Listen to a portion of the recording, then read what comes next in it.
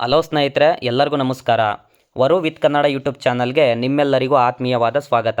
ಸ್ನೇಹಿತರೆ, ಅಡಿಕೆಯನ್ನು ಮನೆಯಲ್ಲಿಟ್ಟುಕೊಂಡು ರೇಟ್ ಜಾಸ್ತಿಯಾಗಲಿ ಎಂದು ಕಾದು ಕೂತಿದ್ದ ಹಲವು ರೈತರಿಗೆ ಇದು ಒಂದು ಸಂತಸದ ಸುದ್ದಿ ಅಂತಲೇ ಹೇಳಬಹುದು. ಹೌದು ಸ್ನೇಹಿತರೆ, ಕಳೆದ ಕೆಲವು ದಿನಗಳಿಂದ ಅಡಿಕೆ ರೇಟ್ ದಿಢೀರ್ ಇಳಿಕೆಯಾಗಿತ್ತು. ಆದರೆ ಇವತ್ತು ಅಡಿಕೆ ಬೆಲೆ ಮತ್ತೆ ಏರಿಕೆ ಆಗಿರುವಂಥದ್ದು. ಹಾಗಾದರೆ ಪ್ರತಿ 100 kg ಸರಕು, ಬೆಟ್ಟೆ, ರಾಶಿ, ಗೊರಬಲು ಅಡಿಕೆ ಬೆಲೆಗಳು ಏನಿದೆ, ಪ್ರತಿ 100 kg ಕೊಬ್ಬರಿ ರೇಟ್ ಏನಿದೆ ಎಲ್ಲವನ್ನೂ ಕೂಡ ಈ ವಿಡಿಯೋದಲ್ಲಿ ಹೇಳ್ತಾ ಹೋಗ್ತೀನಿ. ಅದಕ್ಕಿಂತ ಮುಂಚೆ ಯಾರೆಲ್ಲ ನಮ್ಮ ಚಾನಲ್ಗೆ ಸಬ್ಸ್ಕ್ರೈಬ್ ಆಗಿಲ್ಲ ಸಬ್ಸ್ಕ್ರೈಬ್ ಮಾಡ್ಕೊಳ್ಳಿ. ಈ ವಿಡಿಯೋ ಇಷ್ಟ ಆದರೆ ಒಂದು ಲೈಕ್ ಮಾಡಿ.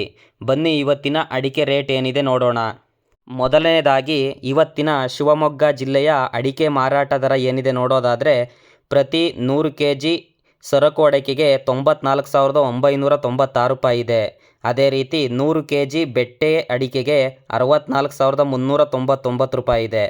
ನಂತರ 100 kg ರಾಶಿ ಅಡಿಕೆಗೆ 56,559 ರೂಪಾಯಿ ಇರುವಂಥದ್ದು. ನಂತರ 100 kg ಗೊರಬಲು ಅಡಿಕೆಗೆ 44,119 ರೂಪಾಯಿ ಇರುವಂಥದ್ದು.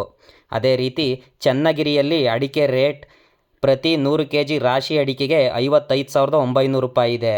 ನಂತರ ಪ್ರತಿ 100 kgಯ ಕೊಬ್ಬರಿ ಬೆಲೆ ಏನಿದೆ ನೋಡೋದಾದರೆ, 1 ಕ್ವಿಂಟಾಲ್ ಕೊಬ್ಬರಿ ಬೆಲೆ 33,018 ರೂಪಾಯಿ ಇದೆ.